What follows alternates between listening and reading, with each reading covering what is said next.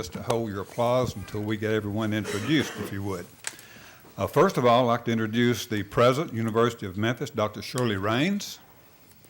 Kevin Roper, the Executive Assistant to the President in Government Relations. Sherry Lipman, Legal Counsel, University of Memphis. David Zettergren, VP for Business and Finance. Dan Lattimore, Dean for Extended Campuses. And Linda Bonin, Communications Director. Also in the audience, we have Dr. Bruce Blanding, President of Jackson State Community College. And if you would, let's show these people our appreciation. Welcome.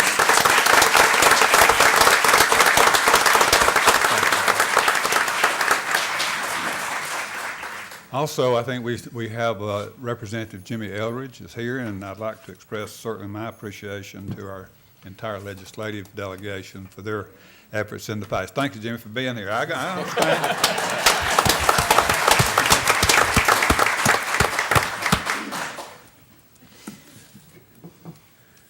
Okay, we'll call to order the meeting of the Jackson City Council, August the 2nd, 2011, and ask Councilman Ernest Brooks to lead us in our invocation and our pledge, and if you would, please rise.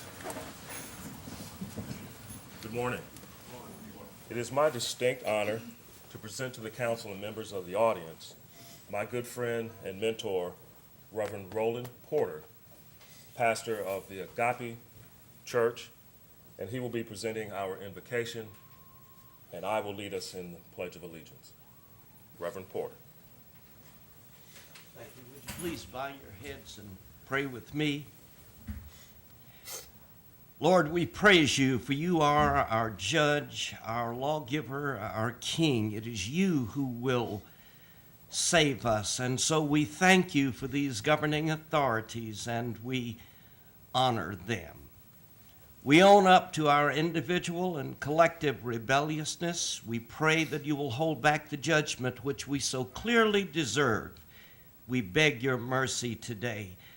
And we confess, Heavenly Father, that there is no authority except that which you have established. We acknowledge that this council and mayor have been established by you. And so we pray that you will guide them to demonstrate by their legislative deeds that they are your servants and that they have been called to do us, the governed, good. You have not established them to do us evil, but to do us good. So we pray that you mentor them to discern the good and then to legislate it. For if we, the governed, are ever put to the test of whether we must obey them or God, we most surely must obey God. So we submit to these authorities so long as they submit to you. We pray peace, prosperity, and your abiding presence in this place at all times. In the name of Jesus we pray. Amen. Amen. I pledge allegiance to the flag of the United States of America and to the republic for which it stands, one nation, under God, indivisible, with liberty and justice for all.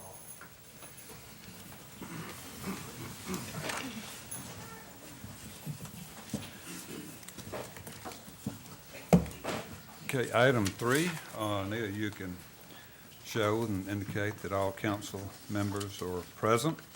Item 4 is approval of minutes of the July 5th, 2011 City Council meeting. Members have received a copy of those minutes, and if there are no corrections or additions, that we'll go ahead and accept those minutes as submitted. At this time, I'd like item 5 is to indicate to the public if there's anyone who would like to speak on any item under new business, if you would indicate that at the time we get to that item on the agenda. Item 6 is we have one proclamation to read and make part of the record today, and I'll ask Sergeant Byron Taylor to come up, and this is National Night Out.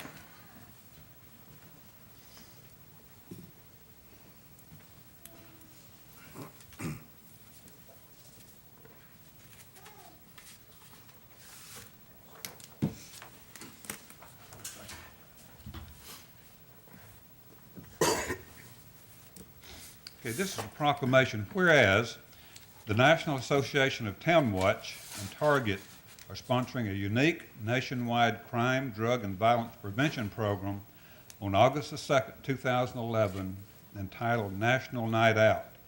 And whereas last year's National Night Out campaign involved citizens, law enforcement agencies, civic groups, businesses, neighborhood organizations, and local officials from over 15,000 communities from all 50 states, U.S. territories, Canadian cities, and military bases worldwide. In all, over 37 million people participated in National Night Out 2010. And whereas the 28th Annual National Night Out provides a unique opportunity for the City of Jackson to join forces with thousands of other communities across the country in promoting cooperative police community crime prevention efforts. And whereas the City of Jackson plays a vital role in assisting the Jackson Police Department and the Madison County Sheriff's Department through joint crime, drug, and violence prevention efforts in the City of Jackson, and is supporting National Night Out 2011 locally. And whereas it is essential that all citizens of the City of Jackson be aware of the importance of crime prevention programs and the impact their participation can have on reducing crime, drugs, and violence in the City of Jackson. And whereas police community partnerships, neighborhood safety awareness, and cooperation are important themes of the National Night Out. So, Byron, it's an honor for me to present this to you and ask you to give our guests some information about tonight. Thank you. I'd like to thank the mayor. I'd like to thank the mayor, the chief, my supervisor, Captain Trulove, for allowing me to participate in the program. Tonight is National Night Out. I know it's going to be hot, but I urge you to come out. We have approximately about 26 parties. Just get out. And I'd also like to thank the citizens to brave the heat to have the parties, but just get out, have some fun, fellowship, and enjoy the City of Jackson. It's a safe place to live, and I love Jackson. Thank you.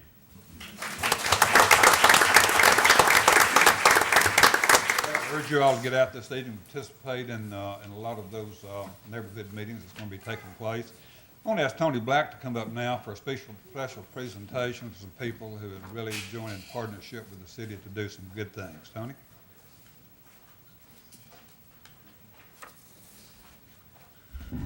Thank you, Mayor and Council.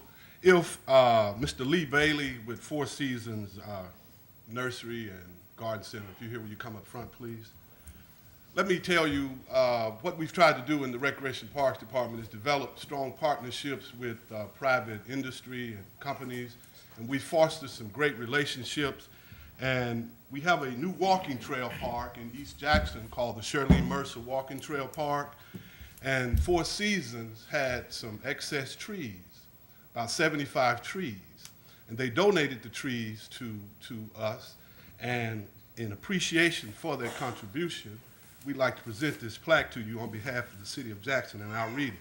It says, the City of Jackson and the Jackson Recreation Parks Department presents this plaque as a token of our appreciation to Four Seasons Nursery and Garden Center for your generous donation of the trees for Shirlene Mercer Walking Trail Park, presented this second day of August 2011.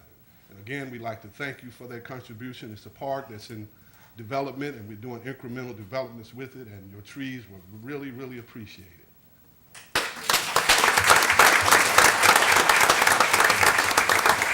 Next, with Mr. Ronnie Britt and Miss Ronnie Britt and Mr. Jason Bates with Toyota Bodine Aluminum Corporation come up. We've had a strong partnership with this group. A couple of years ago at our Cypress Grove Nature Trail, they had an environmental project where they came out and wanted to clean the park, and they found washing machines, and it sits in a low-lying area, and they worked all day long on that project, and we're very, very appreciative of their support. But someone had to plant the 75 trees, and we're very appreciative for you and your company for the contribution that you make. And it reads, the City of Jackson and the Jackson Recreation Parks Department presents this plaque as a token of our appreciation to Toyota Bodine Aluminum for your dedicated services of the trees planted at Shirlene Mercer Walking Trail, presented this second day of August 2011. And again, we'd like to thank you for the partnership. Continue to contact us for future projects, and we're very, very appreciative of your support.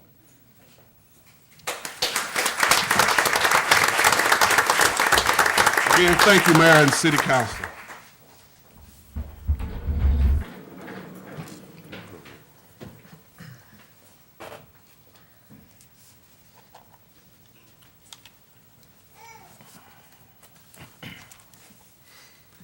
Partnerships like that that makes Jackson, Tennessee a great place to live, work, and play. Item 7 is first reading. Consideration of the ordinance authorizing the granting of a franchise by the City of Jackson to Windstream Communications for installation and use of City of Jackson infrastructure to operate fiber optic and other communication services. And asked our city attorney to come up if he would, and answer any questions council may have. Good morning. Good morning.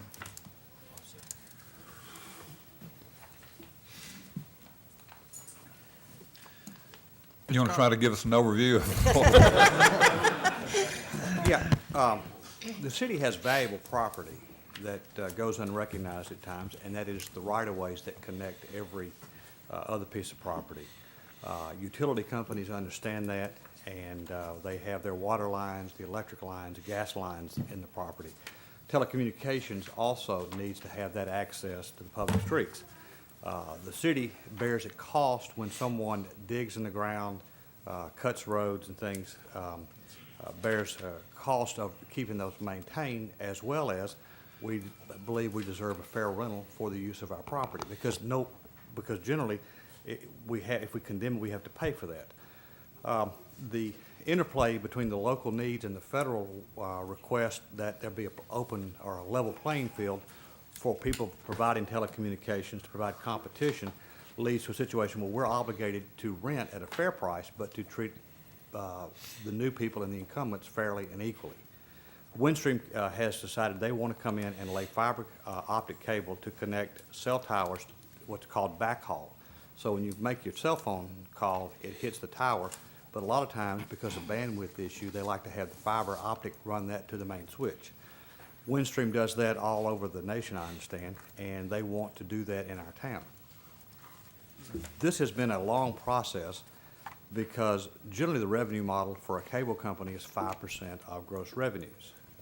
And that's been the model we've used with Charter, that's the model we use with JEA, that's the model we use with everybody, except that model doesn't fit here because they're taking a phone call from a cell tower in Jackson and running it maybe to Memphis or Chicago.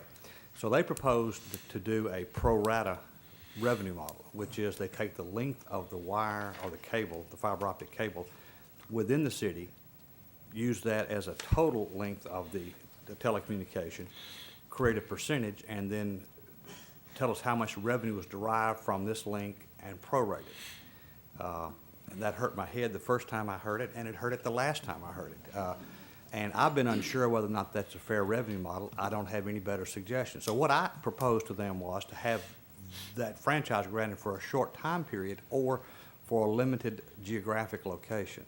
We agreed last week that we would do it only for the 2 lines they're laying now, so that if we find that something's wrong with that revenue model, we're not locked into that all over the system. I wish I had a better idea, but I couldn't think of one. They couldn't propose one. The research we had couldn't find one. So that's the issue. We are required to treat people fairly. I think this is the best we can do at the time. And it may be fair, we just don't know. So having laid that as the background, any questions? Mr. Cobb, in regards to the lines that they've already run or running now, if this ordinance doesn't pass, what is the status of those lines? Well, they said they wanted to go ahead and start at their risk, so they're at risk. Frankly, if we don't grant a franchise, they might have other remedies to, and I'm not sure where they would go, but it could be a court, it could be maybe the Tennessee Regulatory Agency. I'm just not sure, but Well, they. that was the reason for my question, because I do recall that they indicated it was at their own risk, and I Right. wanted to, is this only for telephone? I know it's fiber optic, certainly it becomes other items, I'm assuming, down the road, or? Phone calls, video, Internet. internet, everything that can be, you know, it's a data line, and now data covers everything. Can you, you may not be able to answer this question, but is there any difference in the Windstream operation versus the other companies that are already using pretty much the rights of way tapping into these instruments to assist in this type of communication? For example, I think there are about 4 or 5 that are already here and using this, Quest being one, Sprint being another. Is there any difference between Windstream and these other companies who are obviously operating, I suppose, without a franchise and without a franchise fee? But there may be some difference in the operation. Would you? I don't think there's any difference in the operation. What the difference between this operation and JEA and Charter is they don't have local customers, households, and so they don't send out bills locally. So it's different. But what's pushed down the fiber is simply a series of ones and zeros, with light pulses. So we do need to go back and look and make sure that everyone that's using our rights of way is paying, the same. The same fee. Same thing, yeah. Yeah. There's an equity issue there. Councilman. Following back on that, at the agenda review meeting, we were discussing the JEA and the other people that are using that if they lease to other people, then we're not collecting any revenues for those lease fees from that organization, are we? I would compare it to an office building that pays property taxes. If you rent space on the 3rd floor, you don't pay property taxes, you pay rent to the person that pays property taxes. And I think that's the correct model. You can lease space, dark fiber within the cable, but the person who owns the cable gets the franchise and then sublets, if you will. But if we're charging them 5% of their revenue to the ultimate users, and they're not including those lease fees in their revenues, or are they including those lease fees in their revenues that we get the 5% off of? I would think their revenues would be everything. And the description of revenues, I think, has 13 subparagraphs. It was everything we could think of. Okay, so exact wording you used, everything we could think of? Well, we were a little more artful. But what they want to do is have the definition so that they're not paying double taxation. And Okay. that's fair. But what we try to do is say everybody pays once of the total revenue, kind of like a value-added tax. Okay. Do we also need to go back and look at the current people that are using these things and see if we've got the leases included in there? My Is that- recommendation would be if someone is using our right-of-way without paying the franchise fee, we should go back and take a look at that and ask them to do what everybody else who asked permission is doing, is to pay a reasonable rate for that use. Okay. The other thing you said is that if they, rip up a street to lay a fiber optic line under the street, that the city's responsible for that cost. They'd be responsible for that cost, but we're just responsible for maintaining it over the long run. A street that's laid and never cut is much easier to maintain than one that's cut and fixed. Now, I'm no engineer. But And I didn't stay at a Holiday Inn last My night. question is, when they cut it and fix it, they're responsible for cutting it and fixing it. They're responsible for that. We're just but- long-term. But history maintenance. shows that those require, they have more problems, they're more prone Exactly, to okay. deterioration. There's a cost associated with that. Okay. Why does Windstream want to come here? Somebody's gonna pay them. Um, They're gonna There. do backhauling for some, I think it's Verizon cell phone towers. Okay. Do you know much about this company as far as when it was formed and how it's doing? I think it's in 29 states. I did a little research, found a few red flags when I did, to be honest. You probably know more about that than I do. The business, Windstream is a big company. KDL is the one that was here locally. And I know a little bit about them, but I certainly no authority on them. Okay. They've had a relationship with JEA for a while. And they They've were had a leas- relationship Yeah. with JEA. Do you know whether or not JEA has contributed any funds whatsoever to the founding of this Oh, no, company? Okay, okay. Will they lay this fiber optic underground always, or will it? Where's the engineer? I think right now it's underground. I mean, I think there is a pole attachment arrangement that's used sometimes, but the poles belong to AT&T, to JEA, I think. Okay. But this is, marks here, this is, I think, all underground. And they did have a relationship with JEA at one point? KDL did. I think they leased some space on JEA's fiber, and JEA had some arrangements to connect to Cincinnati or something. Yeah. Synergy. Mayor? Synergy, what about Aeneas? Synergy was a company that's now part of Windstream also. Synergy was here as a provider of telephone services when Jay went to telecommunications business. The language that Windstream uses is being called a carrier's carrier. In other words, they don't lease to the public, they lease to people who lease to the public. Okay, Councilman Cisco? Now, look, my understanding is, I'm trying to get a thing here, they're wanting us to franchise. Now, the people that they lease to, they won't have to pay a franchise fee, it just be strictly through them. Right. So it could be anybody, it could be AT&T or whomever, correct? Right, once they have the cable in the ground, then they go out and market space on that cable, and they are reselling that to other carriers. That's what they call a carrier's carrier. Well, they would still have to follow our rules and regulations for, let's say AT&T were to lease that from them. Would AT&T have to follow our rules and regulations that we have for the franchise? Or would they just go by them? Let me answer it this way. The franchise allows a physical thing to be laid in the ground. Okay. The relationship between Windstream and AT&T under your hypothetical would be how that fiber is used and what type of data is put through it and what the fees are charged for it. So we will control the physical laying of the cable in the space and make sure it doesn't harm other people's space, and if we need it moved or whatever, they have to comply with that. But then how they use that when they resell it is a business decision between two private companies. Let me just say for clarification. It'd be like, because- let me just say, it'd be like putting a water pipe in the ground, and they can put water through it, or they can put Kool-Aid through it, or you know, a Coca-Cola. You know, that's their decision what flavor of liquid to run through the pipe.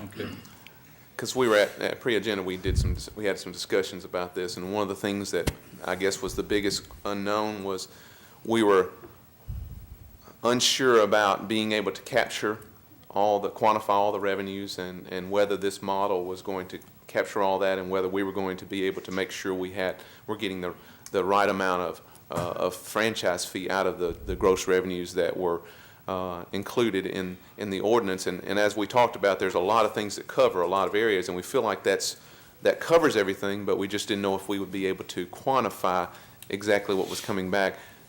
One of the things that's changed is this franchise only covers the small aspect of fiber that they're doing this time, which means it gives us a chance to test that and see if that's working, if we're able to quantify, and if we feel like that's a fair arrangement. And then at some point in the future, if they expand, then we can then apply that same model if it's working, or we can look at something differently. But that was the question before, is that we were going to release a franchise like we've done in the past, that once they have it, then they can expand to whatever level they want to expand to and put in as much fiber as they want to, and then we're bound to whatever model we put in place because that's what we contracted.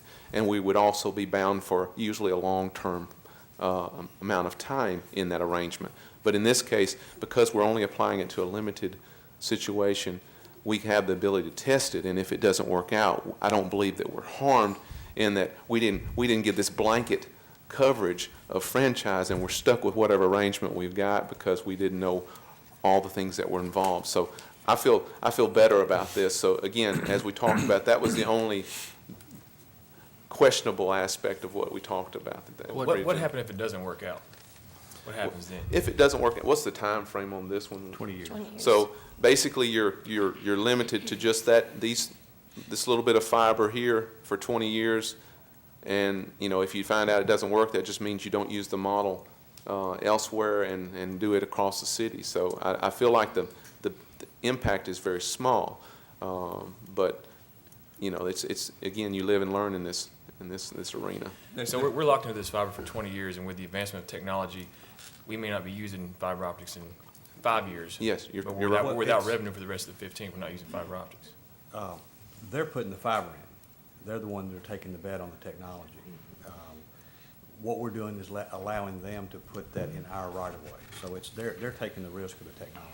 We're just leasing space. And again, the revenue formula is, If they were connecting a cell phone tower to Memphis, and that's 100 miles, this makes the math easy, and 10 miles was in the city of Jackson, 1/10 of the revenue stream derived from that link would be subject to our 5% franchise fee. how do we know what that 1/10 is? Well, the I mean, one- how are we gonna know what that revenue stream is? We have in the franchise access to their books and records. They've agreed to keep records. Now, obviously, there's a, you know, we have to trust that they're doing that accurately, but we also can, if we decide it's not, we can check. We think that's going to be something that will work okay. We do that with other providers. Obviously, if you got somebody who's lying, then you have to go, you know, and do audits and do checking. But that's why, I mean, your questions are the same ones I have. How do we know? And this is, once we start seeing this product, we'll then have a better idea of does it work? Is there more we need, or is it fair? How much has been laid at this point? I don't know. Mr. Chairman, Go ahead, Councilman. Attorney Cobb, doing pre-agenda, there were 2 or 3 items they said that need to be addressed concerning this contract. Have those items been addressed yet? I think what I asked Ms. Lerner to do, to cover for me, because I was out of town, is there were 3 things that Windstream was doing that was different than what we had anticipated. One was no local office, which is not necessary since our carriers carry, and the other was the formula, and the third one I can't remember. I feel comfortable about all of those, except the revenue stream is something, because I don't have any experience with it. I think it'll work. I think this is the best idea that'll work. I've asked for other ideas that might be better. The other proposal was just a flat fee, and we thought if revenue increased, that might leave us being undercompensated. So all the things that Ms. Luna was discussing, I've looked at, we reviewed, we've thought about over the period of months. And I don't say this is perfect, but I think it's as good as we're going to get. Remind the council, this is an ordinance, and it'll take 2 readings for final approval. You said, just a second, you said it was 20 years lease? 20-year franchise. Okay. And from their perspective, they don't want to go to the expense of laying cable and then, 2 years have to renegotiate. I They want to understand. have a business decision return on their investment, I think. Using this particular ordinance, which was approved, what year, Stan? 2002. 2002, as far as the rights of way of the city. Again, we have 30 days for council to consider a second reading. I'd like to use those 30 days and looking at these other 4 or 5 companies that are out there, essentially, from what I've been told, maybe wrong, doing basically the same thing that they want to do. And as far as I'm concerned, it's at least to Windstream's credit that they knew we had an ordinance, and here applying for a franchise, I'd like to chase down the other 4 or 5 and find out when they went Wildcat. blind, yeah. I agree. Okay, any other questions of, Mr. Chairman, you mentioned that there's 4 or 5 others that would like to come in on this. no, contract. they're already doing it without a franchise. Okay, We'd like to chase those folks down if we possibly can find them. okay. Any other questions of the city attorney? This is an ordinance. First reading calls for a public hearing, so I will open the public hearing and see if there's anyone present who would like to speak in support of or in opposition to the passage of this ordinance. If you would signify that. Seeing none, we'll close the public hearing. And is there a motion for approval?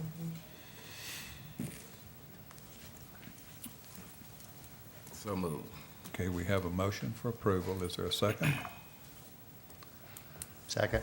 Have a second. Any additional discussion from council? If not, council, please vote. And the motion passes with 5 members in favor, 3 against, and 1 abstaining.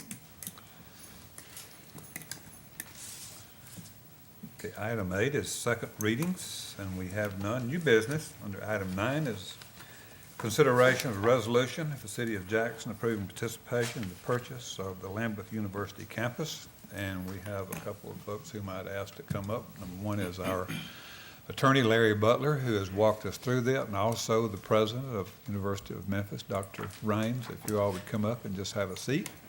And we'll ask Dr. Raines if she would just like to open with a comment, and we'll let Attorney Butler handle all the business part of this deal. Thank you. Good morning, Mr. Mayor. Good morning, City Council members. Thank you for allowing me to be here today, and the wonderful people who work with me at the University of Memphis and those who work at Jackson State.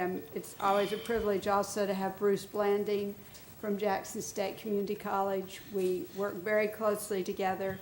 You know, the University of Memphis has been offering classes in Jackson since 1955. And most recently at Jackson State Community College, which is growing rapidly and needs the space that we now occupy there. So the opportunity to move those students and to broaden our offerings in Jackson, particularly in education, in business, and in healthcare, will mean a great deal to Jackson and to West Tennessee. We want to make sure that on the Lambeth campus there are always students and faculty and staff doing the job of building higher education in West Tennessee. That's very important to me because I'm from West Tennessee. In fact, I lived on a farm between Alamo and Bells, Tennessee. So if you go down 412 and turn at Frog Jump, you'll find the Raines farm and some property we still own, a small farm where I grew up. So it means a lot to me, but if you've looked at the statistics in higher education in Tennessee, West Tennessee has one of the lowest college going rates of any area of our state. So we want to be here for the students, for the faculty, but we also know for economic development, for the future, we want to be here and partnering with the city of Jackson, the county of Madison, and the businesses and community leaders, education leaders, to make this a wonderful endeavor. So I appreciate, on behalf of the university, the work you've already put into this endeavor. And we're eager for all the votes that need to take place this week.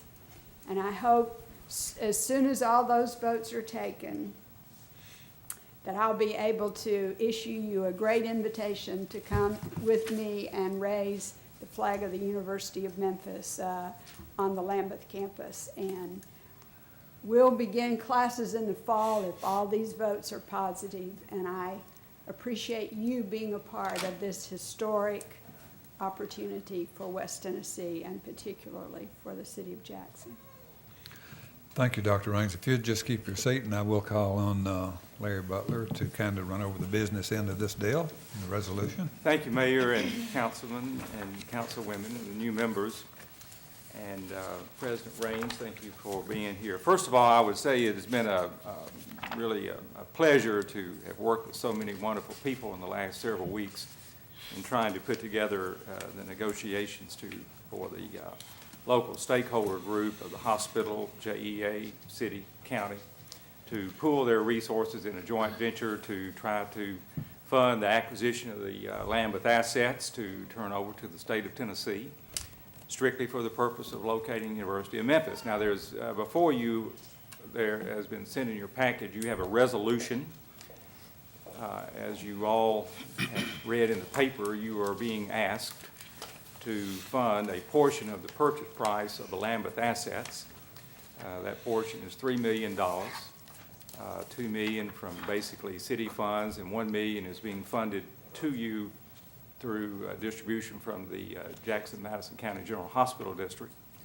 And they took their action last week on the funding of the city and county of a total of $2 million. So we have in writing the commitment from the hospital, so you don't have to worry about has that been fully committed. That has been signed off on, and those checks have already actually been cut, I've been told. Your role in this is to decide whether you will adopt the resolution that is before you. Now, there's one minor kicker that has occurred. And you'll pardon me, but you know how negotiations go at the 11th hour, but unfortunately, the purchase agreement will have to be changed. It's going to be the University of Memphis Eagles instead of Tigers. So we assume that will not. We assume that will not be a big deal. It's been a pleasure dealing with their general counsel, Sherry Lippman, and so I'm sure that'll be fine. We'll work out the details on that. Before you is the purchase agreement, and it's kind of lengthy. You've had it in your hands for a while, and so I will not bore you by going through paragraph by paragraph, but I will share a couple of highlights. Basically, when you adopt the resolution, you are authorizing the mayor to sign off on the purchase agreement as a co-funder of the Lambeth assets. The purchase price in the purchase agreement is $7.9 million allocated between all of the real estate and the personal property. There are several conditions that have to be met or satisfied before the city or anyone else is obligated to fund. Those conditions are set forth in Article 6, particularly Section 6.1.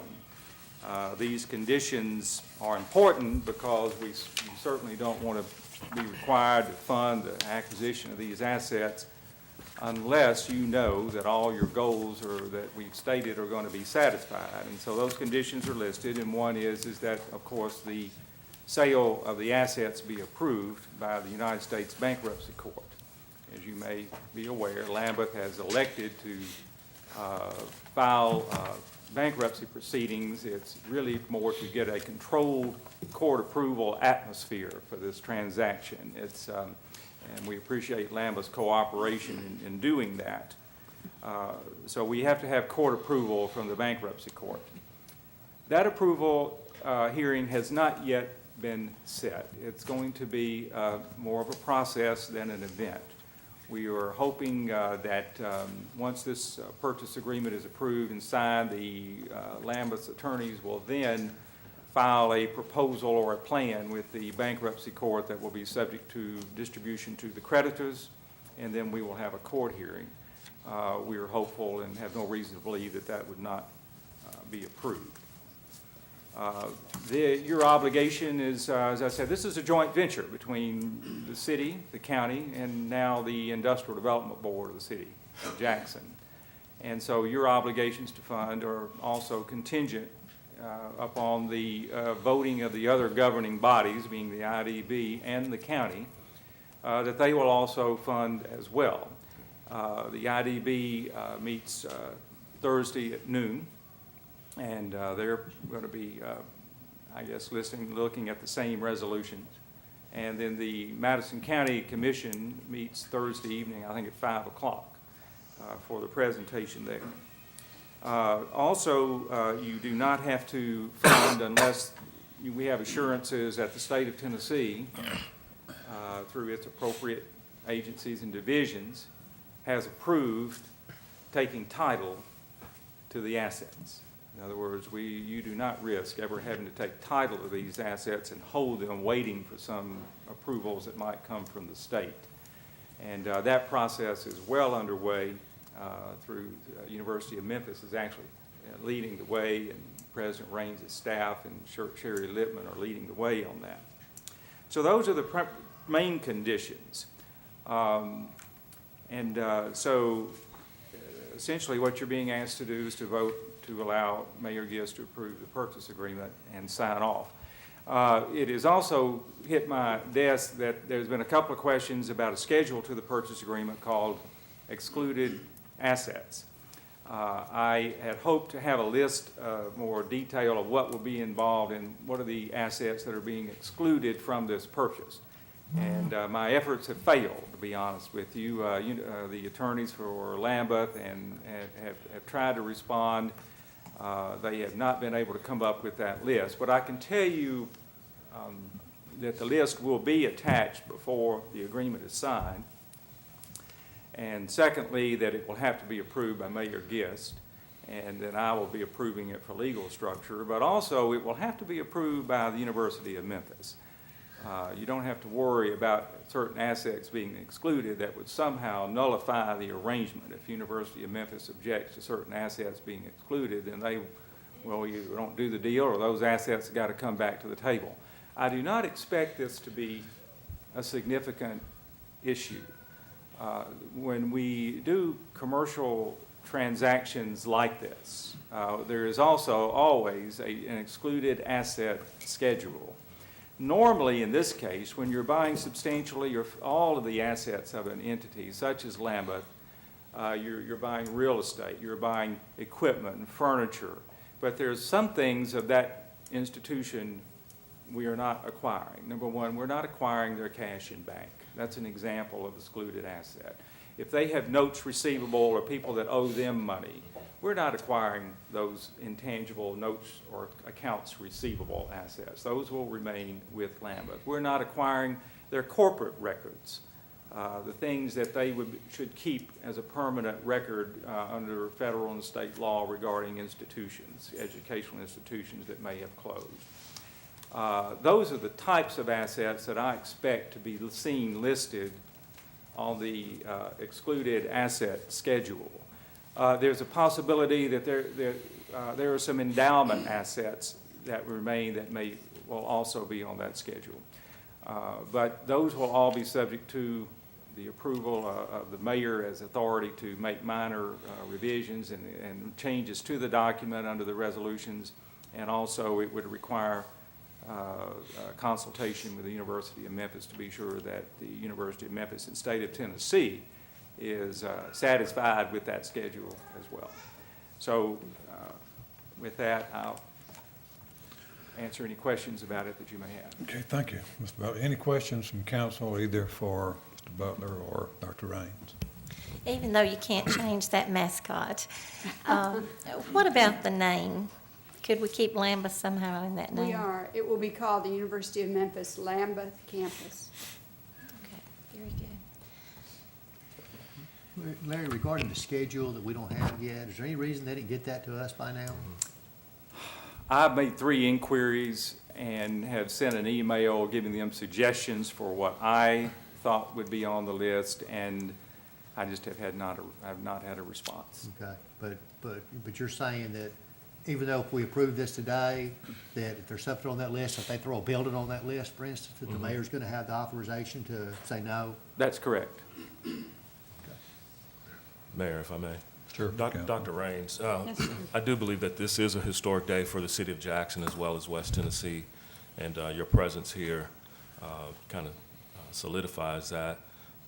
My question is, if you can kind of talk a bit about the intangible things that the University of Memphis will bring to our city and the effect that it will have on us all, and as well as not only the city but the region. Well, as a public higher education institution, we're going to be able to provide access, which is the most important thing, as a public university to affordable higher education. That's the number one.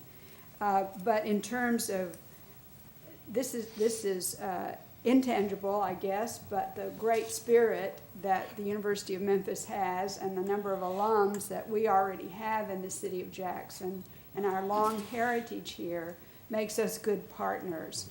We also want to bring a lot of the assets of the university to Jackson. When there's a issue that's before you that we may have some expertise at, whether it's on the campus with our faculty at Lambeth or whether it is with our faculty in Memphis, we certainly would want to partner with you to try to provide that knowledge as well. We hope to have some athletic events here that would be perhaps preseason games or some things like that that will bring the community together. But most of all, the students who come to that campus, and we hope there will be 1,000 by 2016, will spend about $14 million. So there's about a $28 million impact that come from the students themselves. And then our eventually 49 faculty and probably 69 or more employees are going to have an economic impact as well.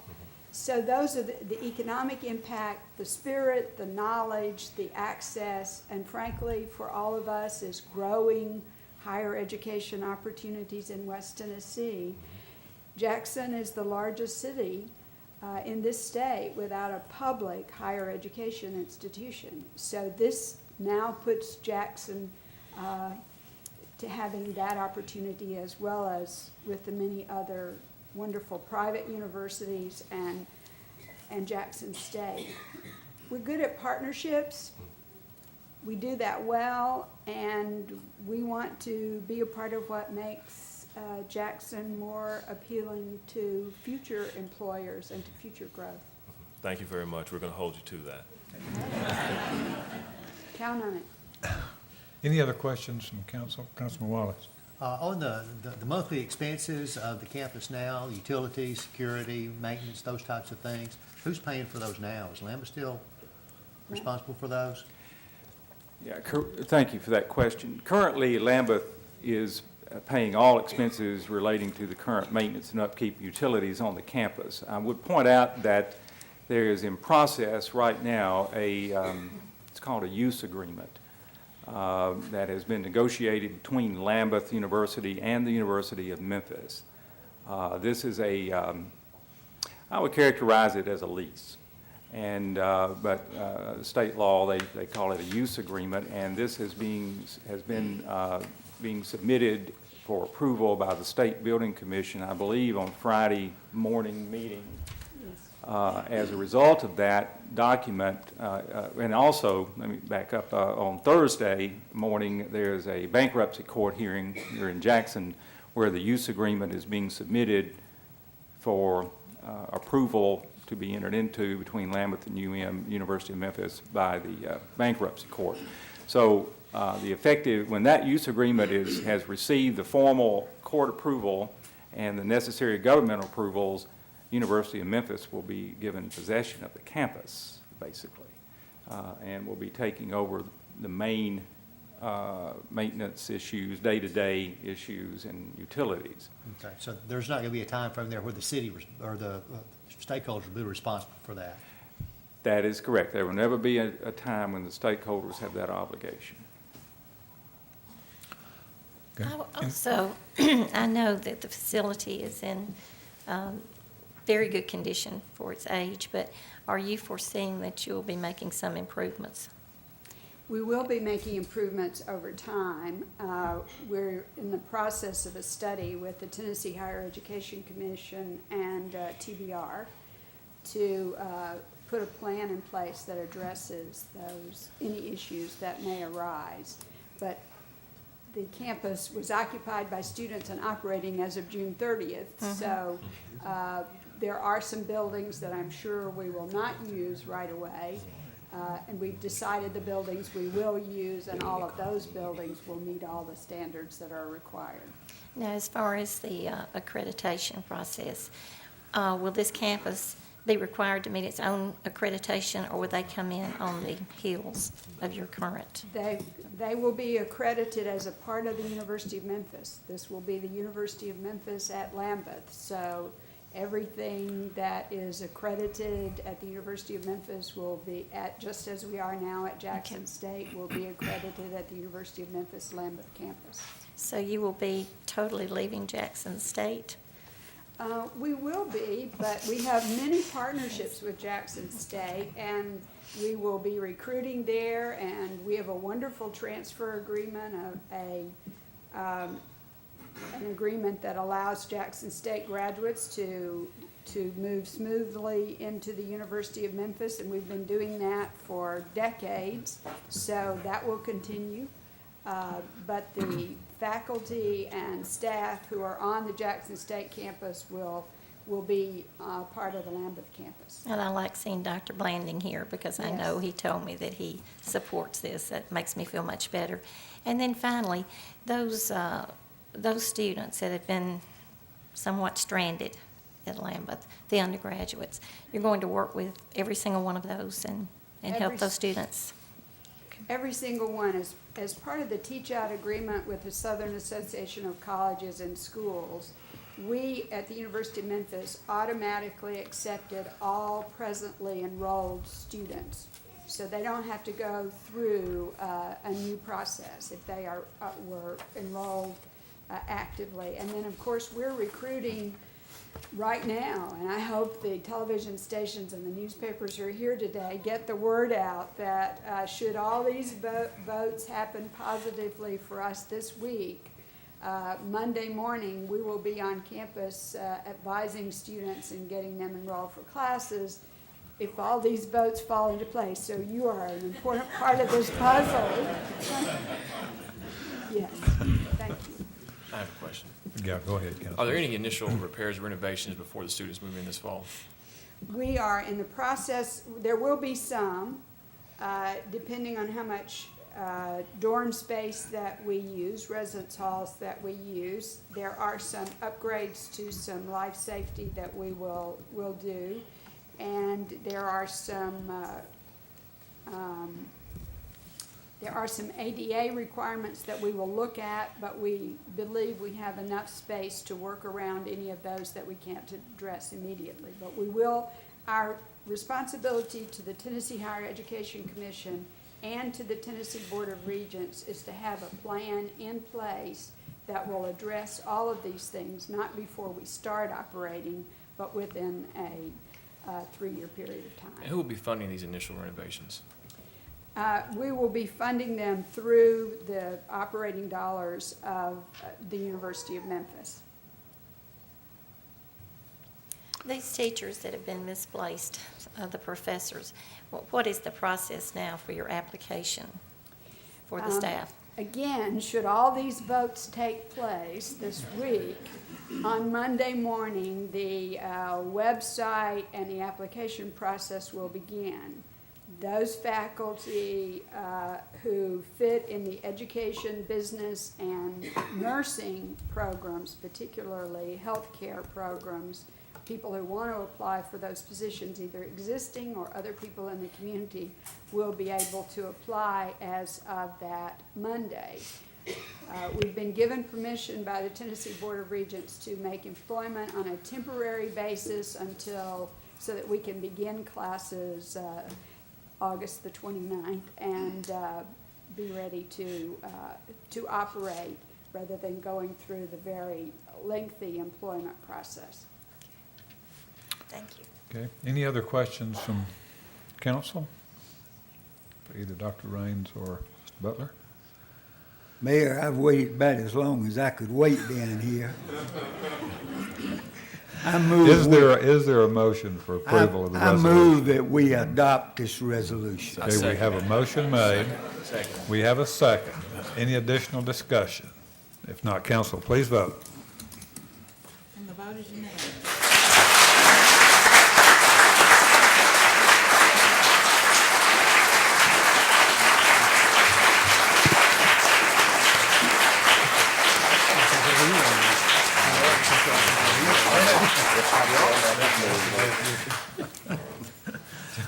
Thank you all, and those of you who are here who have other things to do, we'd love to bore you for the rest of the day, but you all please feel free to go ahead and leave if you need to, and again, thank you for being here. We'll never get that again. We'll never get that again. Did you say we could leave if we have something? Now, better enjoy it. Not always like us do. Here said we could leave against something else to do. No, you better enjoy this time of popularity because it won't. Never again.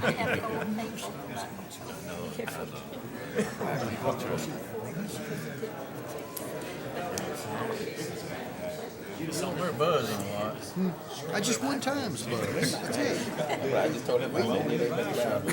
Make me into the game. Put me in the game.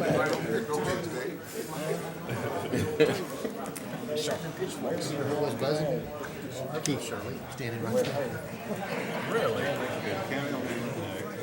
Send you a text. You say can't get that. Which is a good question to ask her. We're not in recess, are we in recess? Mayor's in recess. Ask them, are we in recess or what? Are we in recess?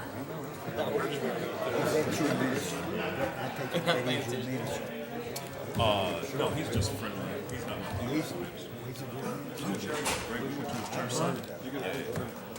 No, I can get it right now. I can do that. Yeah, you're not getting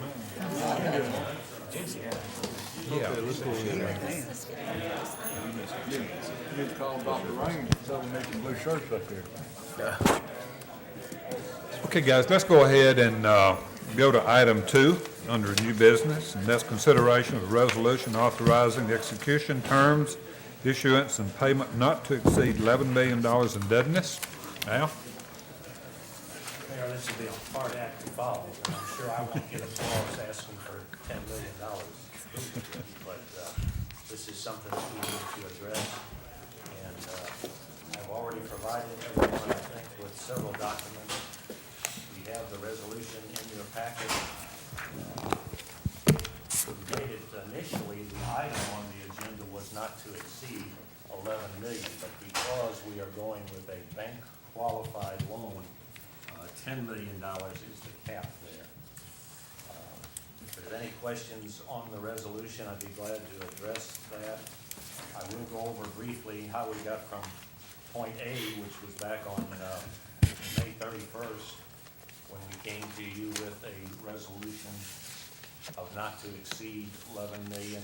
And basically, that was at the time, we were looking at GO bonds, general obligation bonds, with the city's taxing revenue backing that up.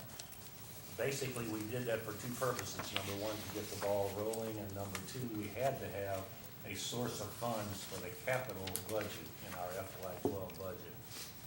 Then subsequently, on July the 5th, after some turn of events where it appeared that there might be other options rather than general obligation bonds on the bond market, we expanded that resolution to include bank loans and other forms of financing.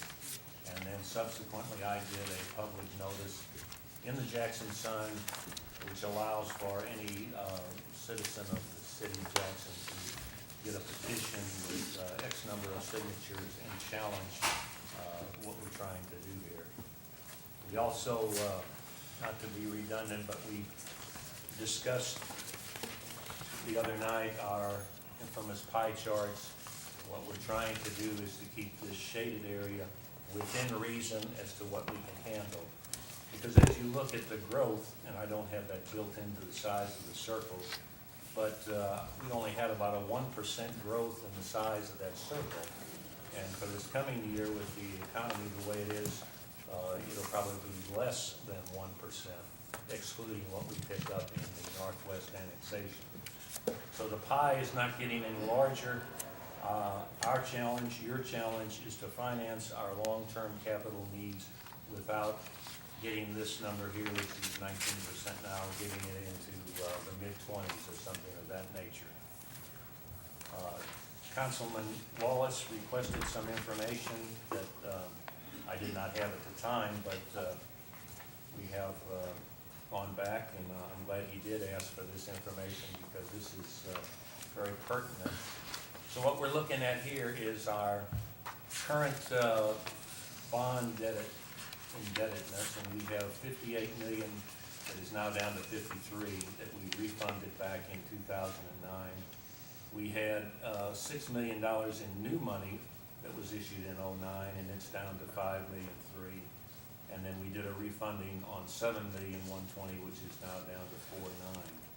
So basically what we're looking at here is a debt service for these first 3 years.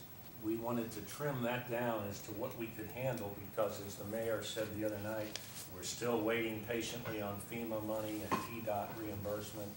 We're picking up the Northwest annexation, but we really won't see any property tax revenues until October, November, December of 2012. So we have to expend dollars before we receive anything to offset it. And then, of course, in an annexation, it's gonna have to be several years, multi-years, before we actually break even. So this gives us a picture here for the first 3 years of combined debt service that we can handle in these 6.5, 6.7, 6.7 realm there, before we jump up to the $7.3 million, which is the result of the principal kicking in here on what we're proposing on this $10,000 issue. So basically, just to put it in a nutshell here, this is what we presented at the FY12 budget reviews. At that time, we didn't know exactly which way we were going, so I just had a to be determined here.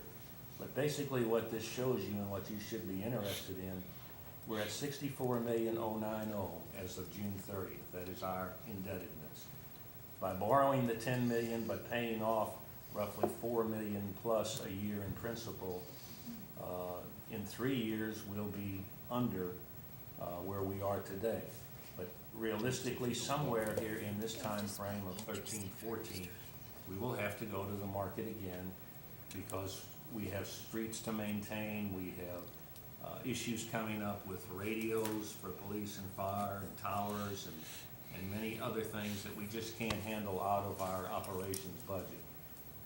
But the arrangement that we are presenting to you, and Tommy Green from the Tennessee Municipal Bond Fund addressed it the other night, basically is a $10 million bank qualified loan with an interest rate locked in at 3.44%, which we felt was sort of like a bird in the hand is worth two in the bush, because no one knows what the reaction's gonna be after today as far as interest rates. We might have been able to beat that, maybe down to 3.3 or 3.25 on the open market, but it could just as easily have been 4%, something of that magnitude. So this was a locked-in rate, which was very good, and the cost of issuance here through the Tennessee Municipal Bond Fund is only 0.6, so it's less than 1%. When we did our previous refundings and new money issue, we were at like 1.5% as far as the cost to close or cost to issue. So basically, we feel that we have a very good proposal, and I would answer any questions accordingly. Any questions of Al as far as this issue? No questions of Al, Mr. Chairman, from me, but I would like with someone would supply the council with the capital projects for this fiscal year that we're going to loan them, and somebody would supply us with the information with respect to the projects. That's in the budget, but I will be glad to send it. Thank you so much. It was in the budget actually at 10 million too, and we had to. Right, but I would like to have a list of it. Yes. Move to approve. Second. We have a motion. Before we vote, have a question? Go ahead, Councilman. Al, on the schedule that you did where you included the interest and the debt service both, Yes. in the 2014-15 year, we jump up to 7.3 million and kind of run that for several years after that. Right. That's going to be about 21% of our current overall pie. Right. Is that going to be 21% going to be too high? We're going to be pushing it there with, It would be. if we have no today. growth? It would be today, but by then, we will have our FEMA money and we will have the taxes being assessed on the Northwest annexation area, which amounts to about 800,000. Okay, So well, the we FEMA will- money will be a one-time shot, but Right. the annexed area is going to be about 800,000 a year? roughly, I think Stan said there was 644 taxing Okay. facilities. So they should cover that plus a little. Yes. And also the growth in the commercial market that we're experiencing now. There's quite substantial commercial growth, believe it or not, in the city. Okay, we have a motion and a second. Discussion, council, please vote. And the vote is unanimous. Okay, you may handle item fifth, consideration of resolution to establish general fund balance policy. And basically, what we are doing here is complying with the state comptroller's office that has put out well, it's GASB actually has redefined the fund balances into 5 categories here, which are non-spendable fund balance. An example of that would be inventories. Restricted balances, an example of that would be our State Street aid, where it's restricted by some outside entity or legal form. And then committed fund balances, which you, the council, will be involved in approving anything that goes in the committed category. And then assigned fund balances, which the mayor and his designee can present something to reserve for. And then the unassigned fund balance, which is not much of a change from what it was before. And basically, I think I handed this out the other night. I had made one error there in that inventory I didn't show previously as non-spendable. But up here we have our assigned $1.9 million that we, through the budget process, where the mayor has requested, last time we put in $500,000 into that $1.9 million. Then these are restricted, like State Street age and drug litigation and sex offender. These are reserves that we and you, the council, don't literally approve. They are approved at other levels. And then we have the non-spendable item of inventory, and then ones that we have assigned for midnight basketball and various other things. And then this was our unassigned value fund balance as of June 30th, 2010, which was right at 23 million. Don't want anybody to be misled to think that we have 23 million left after undergoing $5 million of loss on the flood of May 2010 and the fact that we are not in our tax season. So that number's down significantly, probably 15 million, something of that magnitude. So it's really just complying with the state's and GASB policies here. Okay, any additional questions? Move to approve the resolution. Okay, we have a motion for approval. Second. Second, discussion. Council, please vote. The vote is unanimous.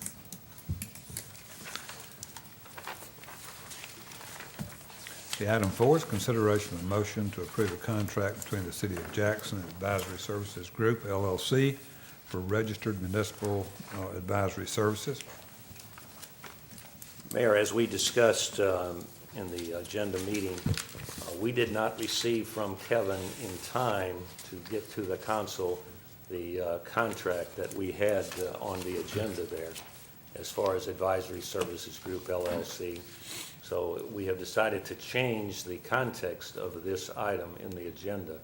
And basically, I explained the other night that Kevin Barnett, who was our financial advisor on the $58 million refunding, the $6 million new money, and the $7.1 million refunding, at the time he was employed by Baird, which is basically an underwriter. And the new rules that have been put out by the comptroller's office prevent someone acting in both capacities as a financial advisor and then firm that he's employed with acting as a underwriter. So basically, Kevin, 2 weeks ago, went out on his own and formed the company Advisory Services Group, LLC.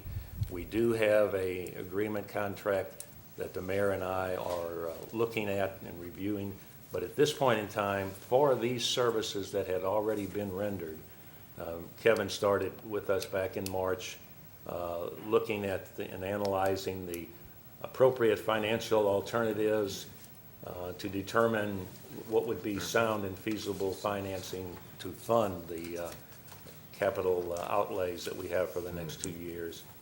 He performed all of these duties, and we feel that without the contract, we need to go ahead and approve payment to him in the magnitude of $20,000, which is very much in line with what we did before. This is a copy out of the issuance of the $6 million, which ended up, we got $5,925,000. And as you can see, we paid for financial advisory services as a part of the total closing. Our cost of issuance at that time was $17,000. So the $20,000 is not out of line at all. And he helped us arrive at the decision to go to the bank loan versus the general obligation bonds. So I don't know, Mayor, rules of order, Robert's Rules of Orders, if we have to have a new motion here or how we do that. I think we just accept a motion if council elects to do so, just authorization to pay the firm, advisory services group, the amount of $20,000 for their For services services. previously rendered, yes. Yeah. I have a question, if I questions? may. Yeah. I have a question, if I may. Al, did he ever present an invoice? No, he did not present an invoice. He sent us the agreement/contract, which we opted to set aside and review, and in there was the $20,000 fee. Okay. But I can certainly get an invoice. Yeah, I think that'd be helpful, and I wouldn't hold the vote up for that, but I think it would be prudent for us to get an Definitely, invoice. right. Any other questions, council? Is there a motion to approve? So moved. Second. Motion, second. Discussion? Council, please vote. And the vote is unanimous. Okay, item 5, let me ask Stan and Chief Pearson if they would come up on this issue. It's consideration of purchase of property for fire station in the newly annexed area. Good morning, Mayor and Council. Good morning. Chief and I have worked together on quite a few different sites over this run that we've been going after. This started back when we started the Northwest annexation process. One of the things that we promised the annexation area is that we would deliver service, and we would deliver service at a level that the area required. And part of that was establishing a new fire station, and it's something that we've talked about since the very beginning. We had a site that was bought on Pipkin Road back in 1995, and as we began to look at that site was selected back before we ever considered the Northwest annexation area, and when we got to looking at it, the geographic area that we considered changed, and this site became a little bit too south to give us adequate coverage to the north, and also didn't give us a whole lot of expansion for the future if we should ever grow to areas west of Windy City, which we have no plans to do now, but should we ever in the future, we've got the ability to do that with the site we're currently looking at. As I explained at pre-agenda, we did not jump at this site overnight. We went through several iterations of looking at sites, seeing what would be the best, working with the fire department, because ultimately, I'm just a process of paper. I tell people all the time. I just do what I'm instructed to do and process the paperwork and try to make that happen.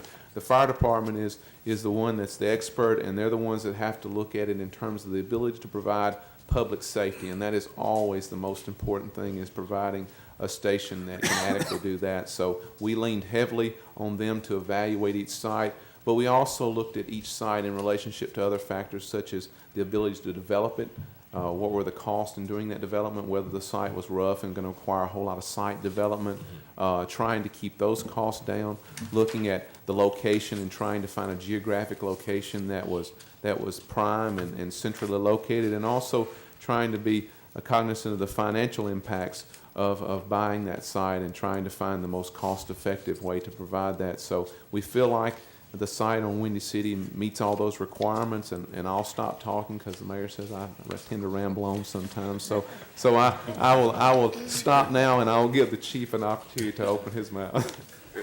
Chief, go ahead. I think Stan has pretty much expressed our interest. The fire department is the end user, and when we look at a site, we try to determine from a safety standpoint, if we get early notification, how fast will we be able to respond to at least 90% of the area that we're looking to protect? As Stan said, we had looked at several locations. This by far is the best location for a complete response in the new annexed area. And we feel like from a safety standpoint, it fits right in with our responses from other fire stations, give us a general response of around 4 to 5 minutes in 90% of that response district. Questions from council? You all have the location, the cost already in your packet, I I think. do. Go Mayor. ahead, Councilman. Okay, I trust you in the location. I know you know far more about that than I would know. And also, I just want to say I appreciate all you do in the fire department. I have a concern right now with those residents that we've recently annexed. How are we making sure that, because they are part of us now, how are we making sure that they are protected, their homes are protected? Because my concern is that the fire department may be spreading itself a little thin here to take care of this new area. And of course, my second concern is to make sure that District 1 and other districts aren't slighted because you have this new area. So what is that plan in place that you have that ensures me that those new residents are protected? We initially assigned personnel to be on the initial response to that district. Currently, we have 6 employees assigned to each shift that their responsibility is to respond to the newly annexed area. We have purchased 2 pieces of equipment so far. One is part of the capital expense that you all just approved. And those 2 pieces of equipment are dedicated to servicing that particular area. One is a tanker and one is a quint, which is a combination aerial and pumper apparatus. And along with the building of the new fire station, it will give us complete coverage and response of that annexed area. I guess I'm concerned about the man and woman power.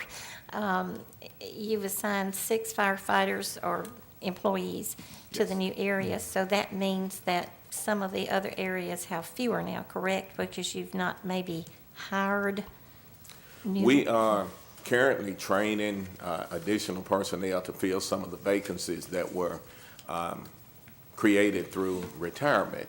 The plan of services also require us to hire additional personnel once the fire station has been completed.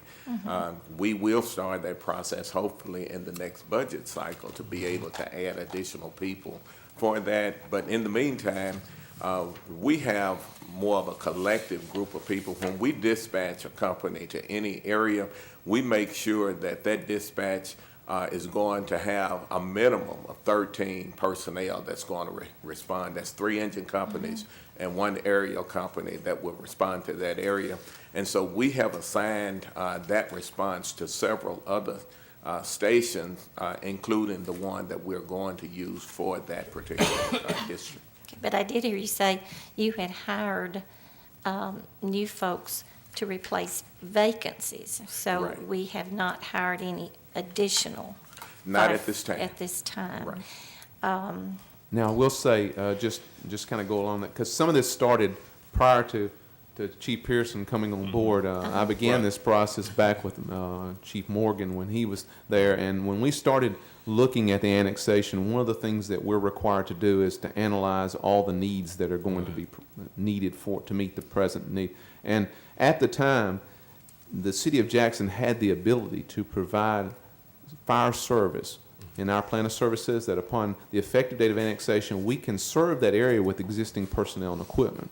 Now, we committed to go above that and to establish a new fire station and to hire new people as we got that fire station on board and new equipment to provide an even higher level of service. So even when we were analyzing all this, there was never any plan to I guess, weaken the system, because if at the time we were analyzing all that, if we had felt like we could not serve it with existing personnel and equipment, we couldn't say that in the plan of service, because it would, that's our bread and butter. If we can't do that, that's the weakest point in annexation, if you can't provide your services to the people that you're taking on. So I'll just say the plan of service calls for us being able to serve that with existing personnel and equipment, but we're going above that, and all the things the chief is talking about now are upgrades and things to bring it to a higher level. Okay, because I just think the worst thing in the world that could happen would be for a house to burn there because we didn't have the personnel yet to take care of them. And because there is a distance there between the next fire station, and I don't want to spend more money, but I mean, I just thought, do we not need maybe a temporary facility there? You don't think so? You think we've got it covered? We looked at that, and without we that? had considered that for probably a year. Okay. And I guess the test actually came a couple of weeks ago, a month ago, when we did have a fire in that district. And the station that we had the personnel assigned to respond to that district actually got there in a little over 6 minutes, which is very acceptable in that district. So we are meeting it at the same level as we are in any other area right now. Okay, thank you. If I can follow up just real quick, I'm sorry. Go ahead. Scott, if you can jump in.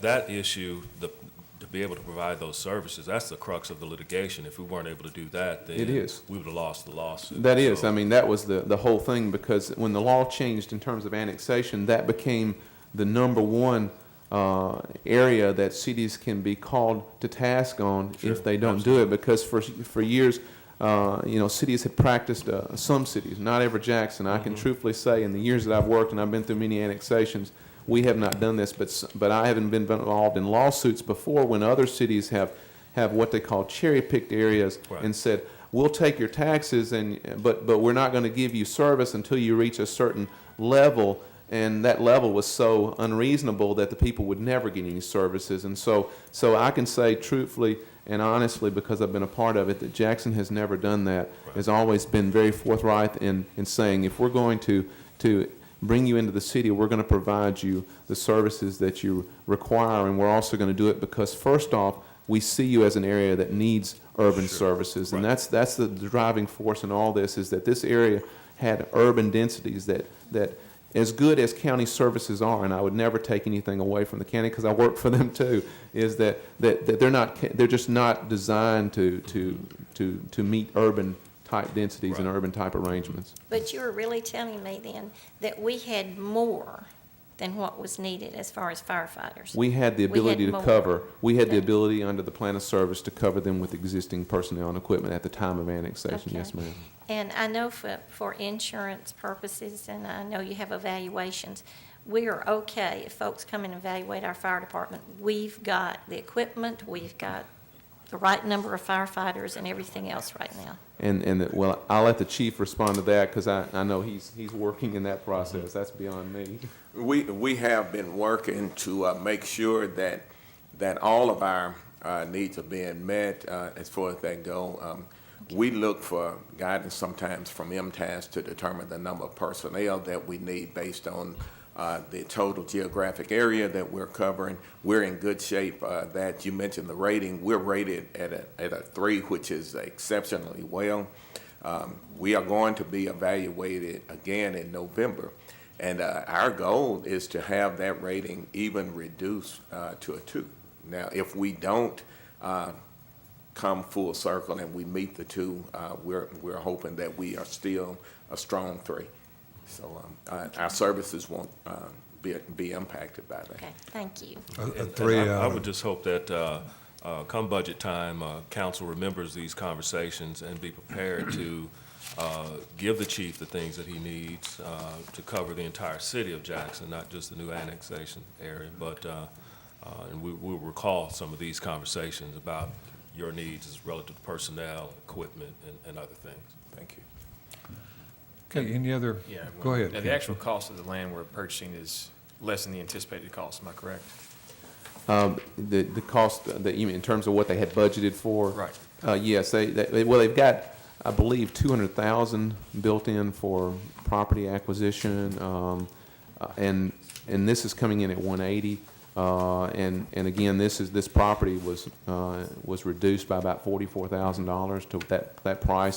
So we feel real comfortable with the price per acre, especially given that the site appears to be, in all indications, a flat site that won't require a whole lot of development in terms of some of the sites we looked at were more rolling, and the topo had ditches and things. We feel like the cost to develop will be less, so we will have a little bit of savings there. Okay. And with the cost of the land development, where's that excess money going to be appropriated? And into the fire station itself? The station? Yeah, Maybe it's- not, yes. Yeah. Because there's a total budget of 1.2. What's the status of the Pipkin Road property? What's the future for it? There have been a number of things discussed for that site. I know our city attorney has talked about having a little open space, a little park to do like to walk your dog, because there's a lot of residential in that area and a lot of need for that type of facility. I'll have to hand that to the Parks and Rec Department and the mayor to decide, what's the best use for that. We just, and it may be, we'll just hold on to it until something good comes along. Or it could be on the market if you're interested in a 2-acre piece of Well, that's property what I on was Pipkin wondering. I Road. didn't know if we would put it on the market or not. That's up to you, and again, it's a piece of property we own, and, if a need is determined, then it can be used for that. Okay, any other questions from council? Make a motion that we approve the purchase. Second. Second, discussion. Council, please vote. And the vote is unanimous. Thank you, Mayor and Council. Thank you, guys. On board appointments, we have going to the MPO, the appointment of Randy Wallace representing the council. Is there a motion for approval there? So moved. Second. Second, discussion. Council, please vote. And the motion passes with 8 members in favor and 1 abstaining. Okay, from the West Tennessee Healthcare Board, the reappointment of Phil Bryant. So moved. Second. Motion, second. Discussion. Council, please vote. Vote is unanimous. And on the Library Board, the appointment of Charles Baldwin. So moved. Second, discussion. Council, please vote. Motion passes with 8 members in favor, 1 abstaining. Okay, item 7 is consideration of some budget amendments.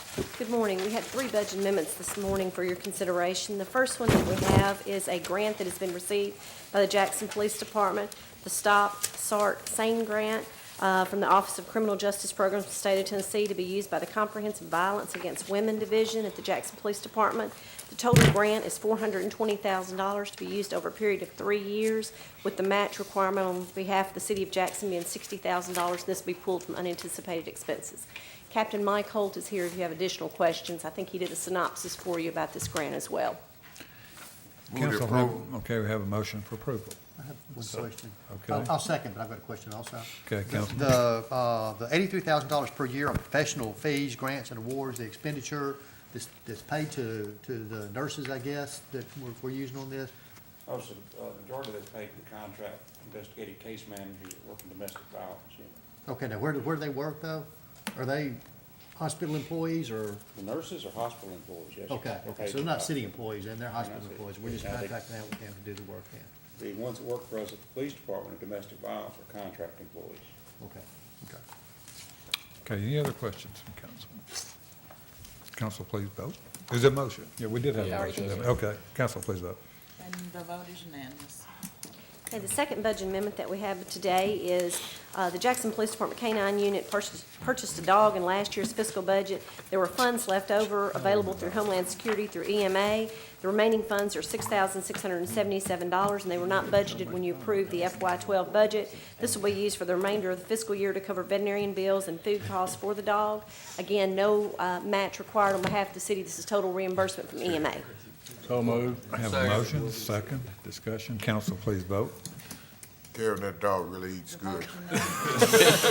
I knew we couldn't make it through that. Okay, third amendment, The Karen. third budget amendment that we have is just basically some shuffling of some items in the capital budget. They were originally budgeted in the street resurfacing capital, and we're moving those to traffic signalization and traffic sign. Again, no new monies, just shifting them around between the line items by the request of the engineering department. Motion. Motion, second. I've got a Discussion. question. Go ahead. We're moving these to another line item, I understand that. This is from this current budget. It is, And we yes. just didn't They were all- appropriate right the first They time. were all appropriated in the 10.2 million under street resurfacing. Oh, okay, And so okay. when we allocated those within Okay. the capital budget, I got you, okay. Any other questions? Council, please vote. The vote is unanimous. thank you. Okay, thank you, Karen. Final item is the approval of invoices over $10,000. So moved. Second. Motion, second. Discussion, council, please vote. The vote is unanimous. There being no further business, meeting is adjourned.